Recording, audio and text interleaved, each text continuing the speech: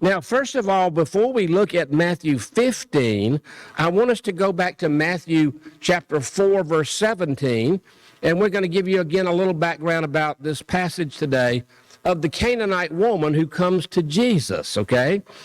Now, if you go with me to Matthew chapter 4, again, our theme that we're going to be looking at is kind of like the king and the kingdom. So you keep those concepts in mind. So everything that really is happening in Matthew 15 is related to the king and the kingdom, okay? The kingdom that Jesus came to preach. But what kind of kingdom did Jesus come to offer is a question mark, and we kind of deal with that in our videos. We talk about the king, and the king is here. I heard a preacher just a couple of weeks ago preach a message, and he said, the king is here. That was the message. And I was thinking about that, and I thought, well, where is the king? Where is he? If the king is here, then can I go to his office? Does he have a throne here? Does he have a place of authority here? And I thought about this. I thought, well, wait a minute. Hebrews chapter 1:13 tells us the king is in heaven, and the king is seated at the right hand of God in heaven. So when the pastor said the king is here, it brought to my mind, well, what kind of kingdom are we talking about? Well, let me show you something from Matthew 4, verse 17. Start out that, we'll read a few more and look at our passage. Matthew 4:17, it says, from that time Jesus began to preach and to say, repent, for the kingdom of heaven is at hand. Now notice that was the same message. We didn't read John the Baptist. John the Baptist in chapter 3, same message. Identical message, repent, for the kingdom of heaven is at hand or here. That's what John the Baptist preached it. Jesus is preaching the same message. But look at verse 23 of the same chapter. It says, Jesus went about Galilee teaching in their synagogues and preaching the gospel. Notice the word gospel of what? The kingdom. This is not the gospel of the death, burial, and resurrection. This is the gospel of the kingdom of heaven, okay? But notice that in the rest of that verse, he was healing all manner of sickness and all manner of disease among the people. And his fame went out all of Syria. And we're going to see a minute a woman from Syria, Phoenicia. So obviously she heard about Jesus. It must have been. They brought unto him all the sick people that were taken with diverse diseases and torments. That means demon-possessed. And those which were possessed with demons. Those which were lunatic. Now, that's a word we don't use anymore. But if you go down to, you ever been to Milledgeville? There's a building. If you go to Milledgeville, there's a building. It says Milledgeville Lunatic Asylum on the building. Well, that's not politically correct to use that word anymore, but it's still on that building. It's in the Bible, okay? Now, we might change our wording a little bit, okay? And I don't know what your version says. Maybe mentally off, I guess is a better word, more politically correct. Those that had sickness or palsy, and he noticed that Jesus healed them. But I want you to notice this as we read Matthew chapter 15, okay? I'm just kind of setting the background here about the passage, that Jesus came preaching the kingdom of heaven. But notice the message is a little different than what I'm preaching today. I'm not preaching the kingdom of heaven is here or coming. That's not what I'm preaching today. I'm preaching the death, burial, and resurrection of Jesus Christ. That's what we preach today. But Jesus was preaching the kingdom of heaven is at hand. But notice included in that message is the action of healings. Now I know some preachers do that, right? Some preachers have healing ceremonies. I don't know. I have never been involved in one of those, and I haven't really been to a church that has. But yet we're going to see in chapter 15. I want to show you this. Matthew 15:21. Now keep in mind what we just said about the kingdom, about healing, and about the king, because that's going to be important as we read this passage, because some of the things in this passage we are really not accustomed to, again, in our 21st century America. So they may seem a little strange to a person maybe who is reading this for the first time. But we're going to show you something here, that these terms that are used are pretty much would have been clearly understood from a Jewish perspective 2,000 years ago in the first century when Jesus came. They would have clearly understood the terms, the concepts, what Jesus was doing. But yet, maybe with us in a 21st century America or other places, they're not familiar with some of the terms here. But keep in mind, this was pretty much a Jewish context in which Jesus is addressing this woman, okay? All right, so look at verse 21, and then we'll look at some things here about the requests. It's very strange. If you've ever read this passage before, it's a strange passage. And it's strange, of course, by Jesus' response to the woman. But you're going to say, well, that's pretty rude of Jesus. And it seems on the surface it is, but it's not really. Jesus knows what he's doing, and he's trying to bring out something in this particular woman, by the way, who's not an elect person, okay? And by that, I mean she's a foreigner. It says, okay, verse 21, Jesus went from there and he departed into the coasts of Tyre and Sidon. And everybody know where Tyre and Sidon is? Yeah, if you're familiar with geography, it's this place called Lebanon. Still called, by the way. It's still called that. Those cities are still there on the coast of the country of right above Israel.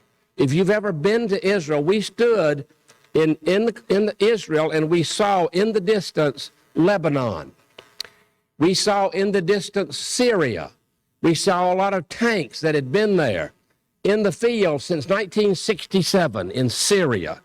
So we stood on the border of the Israeli country of Israel, and we were able to see, couldn't see Tyre and Sidon. That was a little too far, but we could see the coast of Lebanon. But anyway, this woman is from Lebanon.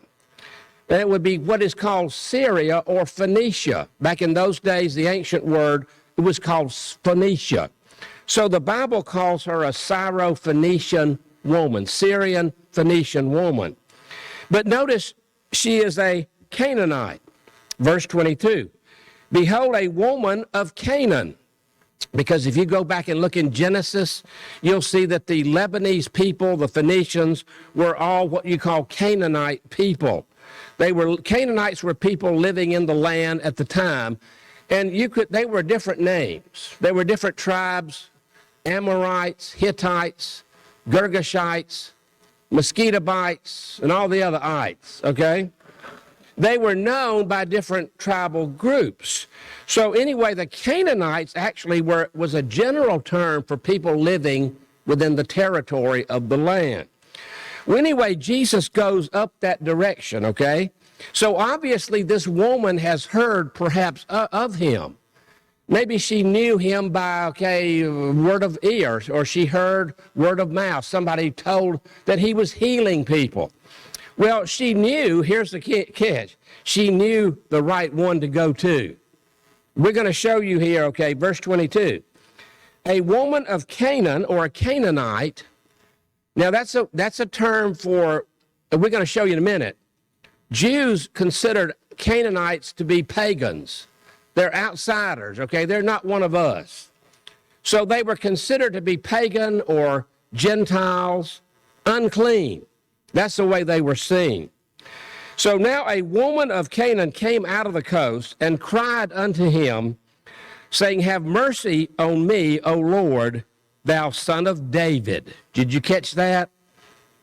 Now here's what she said. My daughter is grievously vexed with a demon. She's demon possessed. Now she knows, obviously, to come to him, right?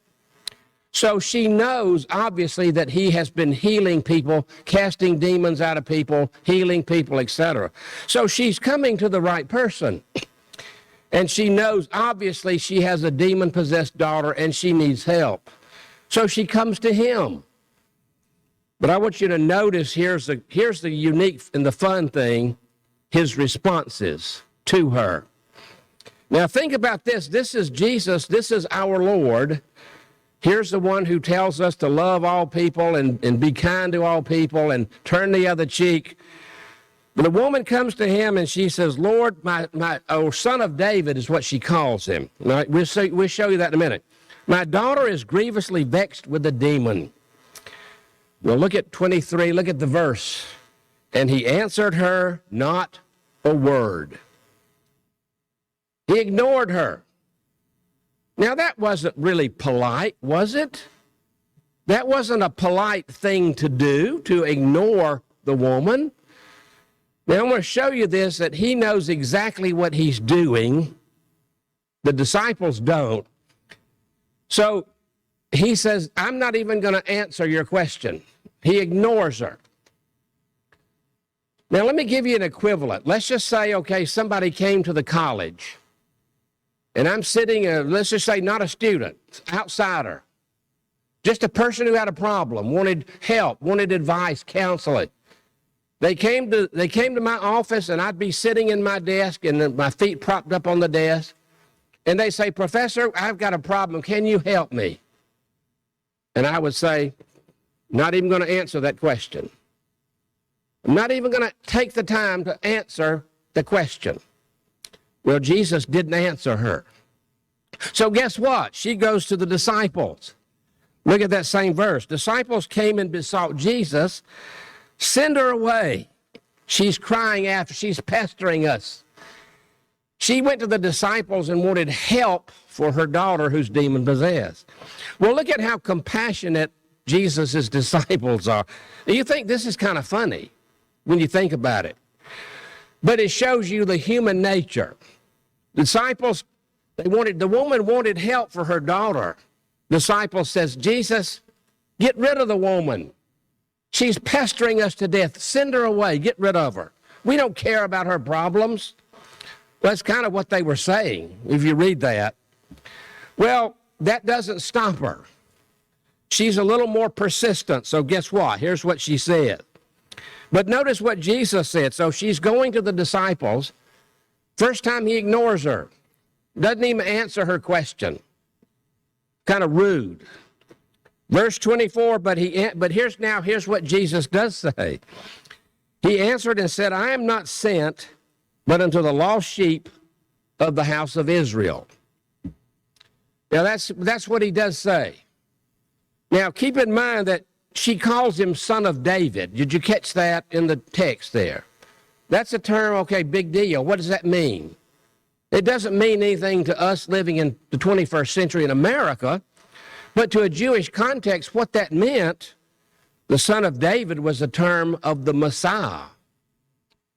Because you go back all the way to the Old Testament, remember the king and the Messiah, that's another term, by the way, we don't use in America, is Messiah. We use other terms, we don't use the word Messiah. So you've got all these terms, Canaanite, Messiah, son of David, etc., kingdom, that are really foreign to a lot of people today, especially younger people. You take a person who's not familiar with the Bible, they don't have a clue. So the term son of David was a term that Jews understood. This is a reference to their Messiah. Because the Messiah, when he comes, will be a descendant of David. That was the covenant that God made in the Old Testament. God made a covenant with David, and he said, David, you're going to have a descendant that rules over Israel as king. That was the promise. 2 Samuel chapter 7. We don't have time to read it here, but go back and read it tonight. 2 Samuel 7, God promised David that one of his descendants would always reign and rule over the house of Israel. So the term son of David is a term they understood. It means Messiah. You remember when Matthew 12, Jesus cast another demon out of a child? The Pharisee said, this is what the Pharisee said, is this not the son of David? Messianic term, because it's a descendant of David who will be the Messiah. So first of all, the woman who is not an Israelite or Jewish, she approaches Jesus and calls him son of David. That's a Jewish term. How would a Canaanite have any connection to that? Well, he said so. He said that in verse 24. Notice his response. I am not sent but unto the lost sheep of the house of Israel.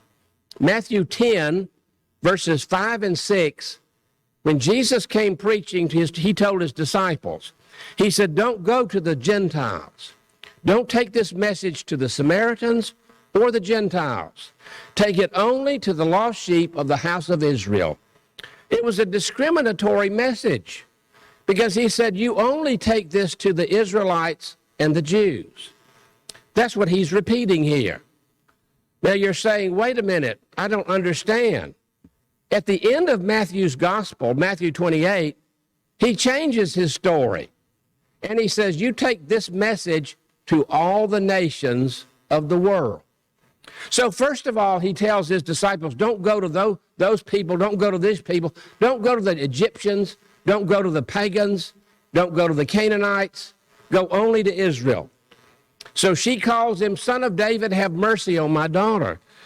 He first of all doesn't respond, doesn't even answer her. Then he finally answers her, and guess what he says? I'm only sent to Israel, not you. Now, let's look at the equivalent here. Suppose a student or a woman from the street or a person comes to my office at the college and says, Professor, I've got a problem. Can you help me? And I sit there with my arms crossed like this, and I will say, I'm here to help some people, but you're not one of them. Now, you'd think after a while the person would just say, forget it then. If you're that rude and that indifferent to my need, then forget it. I'll go somewhere else and get an answer to my question. Now, look again. That was his second response. So it's kind of like you'd think she would give up. At some point, okay, he doesn't care about me. Disciples don't care about me. But he is trying to draw out of her faith, all right? Now, or persistence. She wasn't going to let him go until she got an answer to her need. Now, you think about that. If most Christians or unsaved people were that persistent, they would find God, no question. You find God if you're persistent enough. Here was a pagan woman who was persistent. So now notice his next. So she came, verse 25, she came and worshiped. This is now she worships him. A little bit different. And she says, Lord, help me.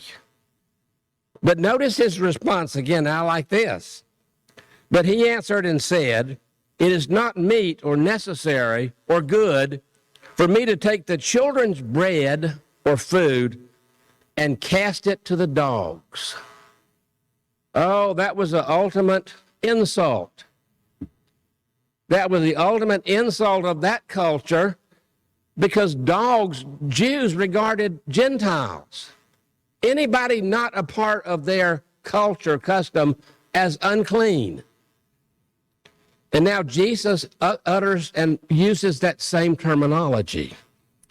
He says, I can't take the children's food or the bread that belongs to them and now give it to you, a dog, a Gentile. Now, you'd first of all say, well, I don't know if I want to worship somebody like this. But follow me. We're not finished yet, okay? Now, that would be the equivalent, okay, if somebody, again, comes to my office and says, Professor, would you please help me? I'm in need. I need help. And I would say, I can't help you because that would be taking time away from the students, and I can't do that. That's the equivalent of what he would say. But notice, okay, she says in verse 27, okay, like I say, you'd think she'd given up a long time ago. She said, that's true, Lord, yet dogs eat the crumbs which fall from the master's table. Okay, she says, okay, I acknowledge, okay, I'm not a part of the culture. I'm not included in the promise. But, she says, even dogs can get a crumb every now and then. Now you say, well, okay, now you notice in verse 28, you notice what he was up to all the time. He wasn't being rude, even though it's a strange passage for us today because we're not familiar with the terms. But then he says in verse 28, Jesus answered and said unto her, O woman, great is your faith. And her daughter was made whole from that very hour. Now, she came to Jesus and approached him as a son of David, and he did not respond. Okay? That was a messianic term. The kingdom, the healings were promised to Israel, not to other people. Now, one day when the kingdom does come on earth, we'll see those things. But right now, we're not in the kingdom right now as regarding the physical aspects of it. All right? That will come. That's coming in the future. But right now, okay, here's a woman that is not a part of the culture. The promises were not given to her like they were to Israel and the Jews, but she doesn't care. She is persistent enough, okay, I don't care who it's for. I just know, okay, that you have the power to heal my daughter. So Jesus says, okay, I have not seen such faith even among my own people.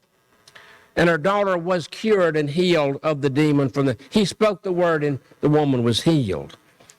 Okay, so what we see here, we see a few things that are very incredible as we look.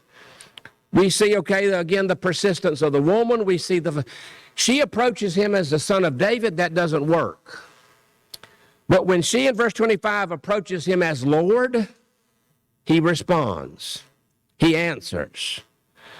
Now, again, he understands, okay, the background. He knows the background, and the woman probably knows the background as well.